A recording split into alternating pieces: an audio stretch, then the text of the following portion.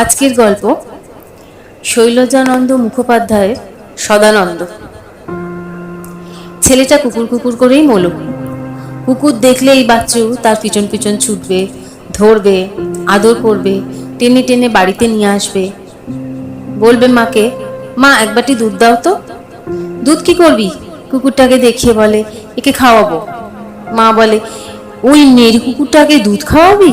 ছি ছি বলে, তবু দিতে হয় এক বাটি দুধ। দুধ খাইয়ে কুকুরটাকে ছেড়ে দেয় বাচ্চু। বলে, মা তুমি একটা কাজ করবে। কি কাজ রে? সোমনাথ ডাক্তারের কুকুরটা দেখেছো? মা বলে, সে তো অ্যাসিসিয়ান, বাঘের মতো দেখতে, ওর অনেক দাম। বাচ্চু বলে, ওই রকম একটা কুকুর আমাকে কিনে দেবে? মা বলে, না, ও কুকুর তুই সামলাতে পারবি না, তোকে একটা ছোট্ট বাচ্চা কুকুর আমি আনিয়ে দেব তোর মামাকে বলে। মামা থাকে দার্জিলিংয়ে, বছরে এক আধবার আসে। সেদিন এসেছিল, আবার কখন আসবে তার ঠিক নেই। তার চেয়ে তুমি একবার সোমনাথ ডাক্তারকে বলো না মা, ওর ওই অ্যালসেশিয়ানের যখন বাচ্চা হবে সেই বাচ্চা যেন আমাকে একটা দেয়। বাচ্চুর কথা শুনে মা বলে, দূর বোকা ছেলে, ডাক্তার বাবুর কুকুরের বাচ্চা হবে না, ওটা বেটা ছেলে। ইস, আশা করেছিল বাচ্চু একটা অ্যালসেশিয়ান পুষবে, কিন্তু সে আশায় তার ছাই পড়ে গেল। তা পড়ুক, কিন্তু কুকুরের নেশা তার গেল না। কুকুর দেখে আর বাচ্চু ছোটে তার পিছু পিছু। লেখা গেল, পড়া গেল, মাস্টার গেল, স্কুল গেল, শুধু কুকুর আর কুকুর। মা বলে, তোর হলো কি বল দেখি, লেখাপড়া কি করবি না, শুধু কুকুর নিয়েই থাকবি? বাচ্চু বলে, না, আমি লেখাপড়া করব না, তুমি আমাকে একটা অ্যালসেশিয়ানের বাচ্চা কিনে দেবে বলো। মা রাগ করলে বললে, আমার টাকা নেই, তোর বাপকে বলিস। ওরে বাবা, বাপকে বাচ্চু বাঘের মতো ভয় করে, কাছে গিয়ে দাঁড়াতে পর্যন্ত পারে না। বাপও সংসারের কিছু দেখে না, মাই সব। যে মাস্টারটি বাচ্চুকে রোজ প্রাইভেট পড়াতে আসে, মা তার সঙ্গে কথা বলতো না, কিন্তু সেদিন বলতে বাধ্য হলো। নিজে রইল দূরের আড়াল দাঁড়িয়ে। ঝি এগিয়ে গেল মাস্টারের কাছে, বলল, মাস্টার বাবু, মা আপনাকে কি যেন জিজ্ঞেস করবে। মাস্টারমশাই উঠে দাঁড়ালেন। কি বলছেন মা? মা বললে, বাচ্চু পড়াশুনো করছে না ফাঁকি দিচ্ছে? মাস্টারমশাই বললেন, না মা, বাচ্চু খুব ভালো ছেলে, এবছর ক্লাসে ফার্স্ট হতে পারেনি, আমি চেষ্টা করছি আসছেবার যাতে ফার্স্ট হয়, এই কথাটাই জিজ্ঞেস করছিলাম। বলেই মা চলে যাচ্ছিল। বাচ্চু কাছেই বসেছিল। বললে, সেই কথাটা বললেন না স্যার? কি কথা? সেই এসেটার কথা। ও হ্যাঁ, শুনুন মা, মাস্টারমশাইয়ের মনে পড়ল। বললে, ওদের ক্লাসে ছেলেদের একটা প্রবন্ধ লিখতে দেওয়া হয়েছিল, কুকুরের প্রভুভক্তি, ওর লেখাটাই সবচেয়ে বেশি নম্বর পেয়েছে। হেডমাস্টারমশাই ভারী খুশি হয়েছেন, বললেন প্রাইজ ডিস্ট্রিবিউশনের সময় ওর জন্য বাচ্চুকে একটা স্পেশাল প্রাইজ দেওয়া হবে। বাচ্চু হেসে বলল, শুনলে মা, কুকুরের প্রভুভক্তি? যাবার সময় মাম বলে গেল, কুকুর কুকুর করেই গেলি। লাবুর মা যাচ্ছিল তার পিছু পিছু। বললে, কুকুরের কথা আর বলো না মা, আমার ছোট ছেলে লাবু ওর থেকে একটা কুকুরের বাচ্চা নিয়ে এসেছে। বাচ্চাটা দেখতে ভারী সুন্দর, কিন্তু তার জন্য এই এতগুলো ভাত চাই রোজ, নিজেরাই পেট ভরে খেতে পাই না, কুকুরকে কেমন করে খাওয়াই বলো তো মা? মা বললে, এক মুঠো ভাত বাড়ি যাবার সময় আমার বাড়ি থেকে নিয়ে যেও। লাবুর মা বললে, তাই তো নিই মা, তোমাদের খাওয়া দাওয়া হয়ে গেলে এটো কাটা যা পাই কুড়িয়ে বাড়িয়ে নিয়ে যাই। তা সে নিজেরা খাবো না কুকুরকে দেবো? যা দিনকাল পড়েছে, কুকুর বেড়ালগুলো না খেতে পেয়ে মরে যাচ্ছে, এইবার মানুষ মরবে। বাচ্চু যে কখন তাদের পিছনে এসে দাঁড়িয়েছিল মা বুঝতে পারেনি। লাবুর মাকে বলো না মা, কুকুরটা আমাকে দিয়ে দিক। জবাব দিল লাবুর মা, নিজে তো বাঁচি, কিন্তু লাবুকে দিতে চাইবে? বাচ্চু বললে, কেন দেবে না? তোমরা তো ওকে খেতে দিতে পারছো না। লাবুর মা বললে, এখানে যেদিন এটোকাটা কিছু পাই না, লাবু সেদিন নিজে না খেয়ে কুকুরটাকে খাওয়ায়। কুকুরটাকে নিয়ে লাবু যে কি কাণ্ড করে তা যদি দেখতে বাবা। বাচ্চু সত্যি সত্যিই দেখতে গেল লাবুর কুকুরটাকে। সাদা ধপধপ করছে গায়ের রং, ভারী সুন্দর দেখতে। রাস্তার নেড়ি কুত্তার বাচ্চা বলে মনে হয় না। খোলা একটা নর্দমার পাশে ফুটপাতের ওপর চৌকো একটা জায়গায় খানিকটা জল ছিল। সেই জলে লাবু তখন স্নান করাচ্ছে কুকুরটাকে।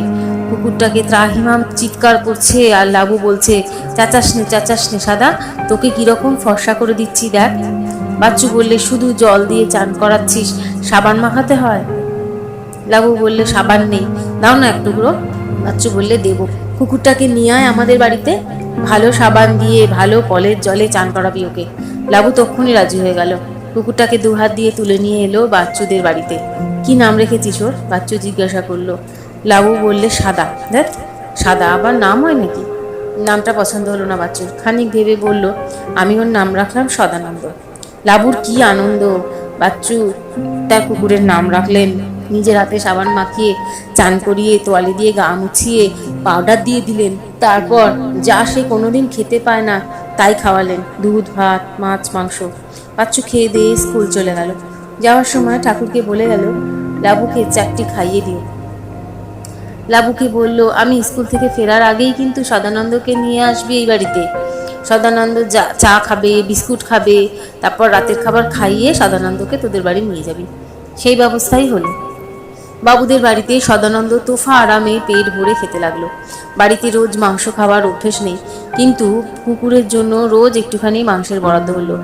ডগ সোপ এলো, পাউডার এলো, পেটে কৃমি নষ্ট করবার জন্য ডাক্তারখানা থেকে হেট্রোজেন ট্যাবলেট এলো। সদানন্দ দিনে দিনে বেশ সুন্দর হয়ে উঠতে লাগলো। লাবুর আনন্দ আর ধরে না। বাচ্চুদের বাড়িতে খাওয়া দাওয়া সেরে সদানন্দ এসেছে লাবুদের বস্তিতে। ছেঁড়া চাটাইয়ের উপর লাবুর পাশে শুয়েছিল সে। লাবুর মায়ের পায়ের শব্দ পেয়ে সদানন্দ উঠে দাঁড়িয়ে ঘেউ ঘেউ করে চিৎকার করতে শুরু করলো। আমর, তুই আমাকে চিনতে পারছিস না?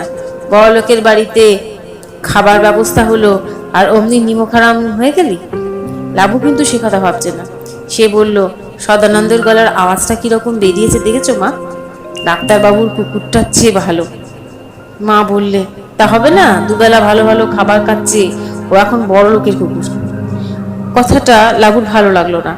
বড় লোকের কুকুর কিরকম? ও তো আমার কুকুর। মা আর কোনো কথা বলল না, কিন্তু লাবুর মনে কেমন যেন খটকা লাগলো। তাহলে সদানন্দ কি সত্যি সত্যি বাচ্চুবাবুর কুকুর হয়ে গেল? হলো কিনা একবার পরখ করে দেখা যাক। লাবু ডাকলে, সদানন্দ।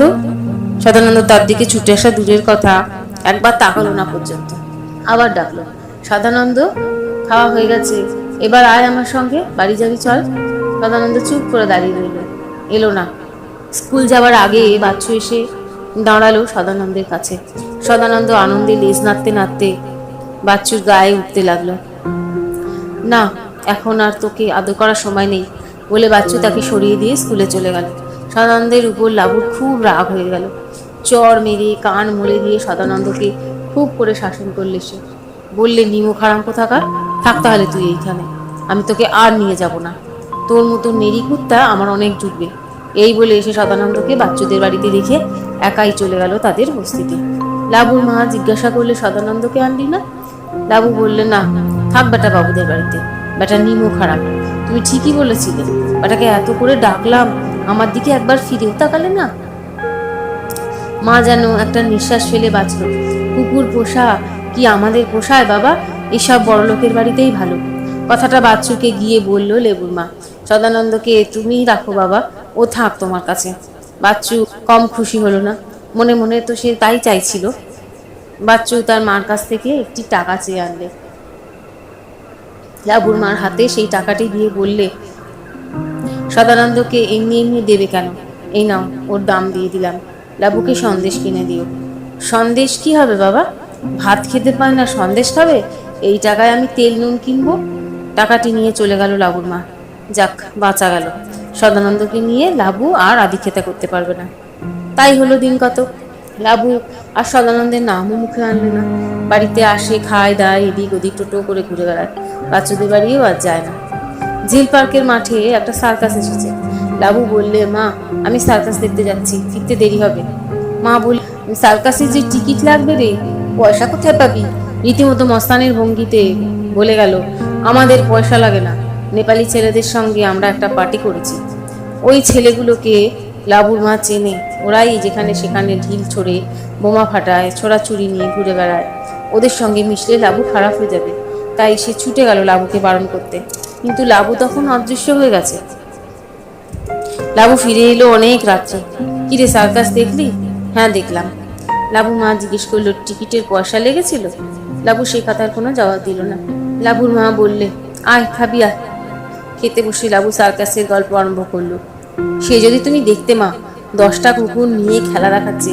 অমনি একটা কুকুর যদি আমার থাকতো, আমি তাকে তালিম দিয়ে তৈরি করে নিতাম। মা বললে, কুকুর তো তোর ছিল রে। লাবু আবার চুপ করে কি যেন ভাবতে লাগলো। রাত্রে লাবুর কান্না শুনে মায়ের ঘুম ভেঙে গেল। বলেছিল, কাঁদছিস কেন রে, কি হয়েছে?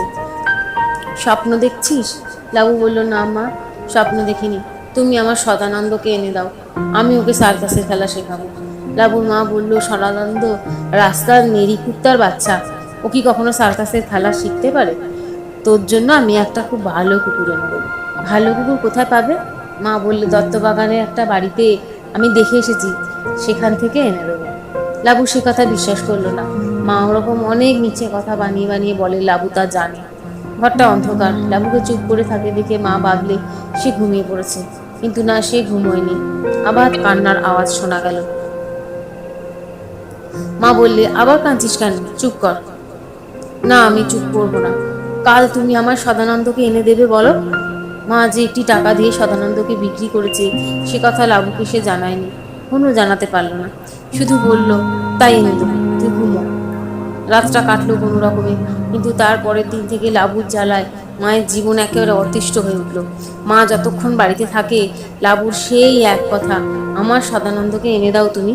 মা বলে, আচ্ছা, বিপদে পড়লাম তো, তুই নিজেই তো দিয়ে এলি কুকুরটাকে, আমি এই নিমখারাম কুকুরকে নিয়ে তুই কি করবি? লাবু কোনো কথা শুনতে চায় না, সদানন্দকে তার চাই। লাবুর মা ভাবলে কথাটা যে বলবে বাচ্চুকে, কিন্তু বলতে সে কিছুতেই পারল না। বলবার জন্য বারবার সে বাচ্চুর কাছে যায় আর ফিরে আসে। সেও তখন সদানন্দকে নিয়ে মেতে উঠেছে। সে বুঝি সার্কাসে কুকুরের খেলা দেখে এসে সদানন্দকে খেলার কসরত শেখাচ্ছে। বাচ্চুর মা বললে, এই দেখো মা, আমি কি বিপদে পড়েছি, দিন রাত শুধু কুকুর আর কুকুর। লাবুর মা বলবার একটা মকা পেল, ওদিকে আমার বাড়িতেও তো তাই। লাবু কান্নাকাটি করছে, বলছে, আমার সদানন্দকে এনে দাও। বাচ্চুর মার মাথায় একটা বুদ্ধি এলো। তাহলে তুমি এক কাজ করো লাবু মা, কাল বাচ্চু যখন বাড়িতে থাকবে না, তখন কুকুরটা 2 হাত দিয়ে কোলে তুলে নিয়ে বাড়ি চলে যেও। আমি বলবো সদানন্দ কোথায় পালিয়ে গেছে, আমি তাকে খুঁজে পাচ্ছি না। লাবুর মা কিন্তু রাজি হলো না, বললেন, না মা, তা হয় না। বাচ্চুবাবু ঠিক আমার বাড়িতে গিয়ে হাজির হবে, সেখানে গিয়ে দেখবে সদানন্দ রয়েছে, তখন বুঝতে পারবে এ কার কাজ। তার চেয়ে বাচ্চুবাবুকে বলে কয়ে নিয়ে যাওয়াই ভালো। লাবুর মা একটি টাকা নিয়ে সদানন্দকে বিক্রি করেছে। বাচ্চুর কাছে সদানন্দকে ফেরত চাইতে হলে টাকাটি ফেরত দিতে হয়, অথচ মাইনে পেতে তো এখনো অনেক দেরি। 2 দিন পরে হঠাৎ মৌকা মিলে গেল। ভোটের সময় এক ভদ্রলোক লাবুর মার হাতে 2টি টাকা জোর করে গচিয়ে দিয়ে বেশ ভালো করে বুঝিয়ে দিয়ে গেল কোন ছবির নিচে কেমন করে ভোটের চিহ্ন দিতে হবে। লাবুর মা লাবুকে বললে, আজ আমি তো সদানন্দকে এনে দিচ্ছি, দেখ। লাবু বললে, চেনটা শুদ্ধ এনো যেন, তুমি নতুন চেন কিনবার পয়সা দিতে পারবে না। হ্যাঁ, আনবে। আমাকে এত বোকা ভাবিসনি। টাকাটি হাতে নিয়ে লাবুর মা গেল বাচ্চুর কাছে সদানন্দকে আনতে। বাচ্চুদের মস্ত বড় বাড়ি। সেদিন রবিবার, স্কুল বন্ধ। বাচ্চুকে কোথাও দেখতে না পেয়ে লাবুর মা তার পড়ার ঘর থেকে বেরিয়ে আসছিল। বাচ্চুর মায়ের সঙ্গে মুখোমুখি দেখা। লাবুর মা জিজ্ঞেস করলো, বাচ্চুবাবু কোথাও গিয়েছেন বুঝি সদানন্দকে নিয়ে? বাচ্চুর মা বললেন, না মা, কোথাও যায়নি, রান্নাঘরে দেখো গে যাও, কুকুর নিয়ে হেসে লেগে ঢুকেছে। এত যে বারণ করছি শুনছে না কিছুতেই। লাবুর মা রান্নাঘরের দিকে এগিয়ে গেল, গিয়ে দেখে বাচ্চু তার হাতে একটা ছড়ি নিয়ে সদানন্দকে সার্কাসে ঠিক যেমনটি দেখে এসেছে সেই রকম খেলা শেখাচ্ছে। নেড়িগুত্তাকে সার্কাসের খেলা শেখানো, সে কি চারটিখানি কথা? বাড়ির ঠাকুর চাকুর সবাই জড়ো হয়েছে মজা দেখার জন্য। মজাও তো কম হচ্ছে না। সামনের 2টো পা উপরে তুলে সদানন্দকে মানুষের মতন হাঁটতে হবে, তারপর বাচ্চুর হাতের ছড়িটা ডিঙিয়ে হাই জাম্প মারতে হবে। সারাদিন সদানন্দকে কিচ্ছু খেতে দেওয়া হয়নি। খিদে সে তখন তার চোখে অন্ধকার দেখছে। ওদিকে উনুনের উপর 1 কড়াই দুধ ফুটছে। সেই দুধের লোভে সদানন্দ চেষ্টা করছে খেলা দেখাবার, কিন্তু সব সময় পাচ্ছে না। না পারলেই বাচ্চুর হাতের বেতের ছড়িটা তার পিঠের উপর পড়ছে। মার খেয়ে সদানন্দ কাঁই কাঁই করে চিৎকার করছে, আর যেবার পারছে সেবার খানিকটা দুধ। খিদের চোটে সদানন্দ চোখ তখন হা হা করছে, মনে হচ্ছে যেন চিবিয়ে বাটিটাকেই খেয়ে ফেলবে। বাচ্চু বলছে, ভালো করে খেলা শেখ, ওই এক কড়াই দুধ আমি সবটাই তো খাওয়াবো। রাধুনী ঠাকুর হেসে উঠল, এতটা দুধ খেলে যে ও মরে যাবে বাবু। বাচ্চু বললে, বলছি ওকে শুনিয়ে শুনিয়ে, বেটা কি বুঝছেন নাকি কিছু? দুধটুকু খেয়েই সদানন্দ সেখান থেকে পালাতে চাচ্ছিল। পালাতে দিলে তো? বাচ্চু হি হি করে টেনে আনলে সদানন্দকে। আর 10 বার প্র্যাকটিস কর, তারপরেই ছুটি। কিন্তু 10 বার দূরের কথা, 2 বারও পারলে না। সজোরে বাচ্চুর ছড়ি পড়লো তার পিঠে। সদানন্দ ত্রাহিমাম চিৎকার। যারা দাঁড়িয়ে দাঁড়িয়ে দেখছিল তাদেরও দয়া হলো। এবার ছেড়ে দাও বাচ্চুবাবু, আহা বেচারা। বেচারা বললে শুনছে কে? দ্বিগুণ উৎসাহে বাচ্চু সব চাবুক চালাতে লাগলো। আর তেমনি উৎসাহে সদানন্দও পালাতে চাইছে, কাঁই কাঁই করে আর তার পিছু হাঁটে। বাচ্চুর রাগ হয়ে গেল। সদানন্দের পিঠের উপর সজোরে এক বেতের বাড়ি। কত আর কষ্ট সহ্য করবে বেচারা। ধারালো কচি কচি দাঁত দিয়ে বাচ্চুর হাতের আঙুলে দিল কামড়ে। বাচ্চু চিৎকার করে হাতের দড়িটা ছেড়ে দিয়ে বললে, শিগগির ডেটল নিয়ে আয়, ব্যাটা দিয়েছে আমার হাতে দাঁত বসে। ছাড়া পেয়ে দিক বিদিক জ্ঞান শূন্য হয়ে সদানন্দ মারল এক লাফ। লাফিয়ে পড়বি তো পর, একেবারে ফুটন্ত দুধের কড়াইয়ের উপর। গরম দুধ ছিটকে পড়ল চারিদিকে। সবাই হইচই পিছিয়ে গেল। কুকুরের কান্না যে এত করুণ হতে পারে তা কারো জানা ছিল না। বার কদক কেঁদেই সে চুপ করে গেল। 4টে পা তার থরথর করে কাঁপতে লাগলো। সদানন্দ মরে গেল। বাচ্চুর মা খবর পেয়ে ছুটে এলো সেইখানে। বেশ হয়েছে, কুকুরে কামড়েছে তো, যা এবারে হাসপাতালে গিয়ে ইঞ্জেকশন নিয়ে আয়। সেদিন রবিবার, বাচ্চুর বাবা ছিলেন বাড়িতে। বাচ্চুকে নিয়ে তিনি হাসপাতালে ছুটলেন। দুধের মতো সাদা সদানন্দ নীরব নিষ্পন্দ হয়ে পড়ে রইল দুধের কড়াইয়ের ভেতর। দুজন চাকরকে নিয়ে ঠাকুর এলো কড়াই শুদ্ধ সদানন্দকে দূরে কোথাও ফেলে দিয়ে আসতে। ঠাকুর বলল, ছি ছি, এক কড়াই দুধ নষ্ট হয়ে গেল।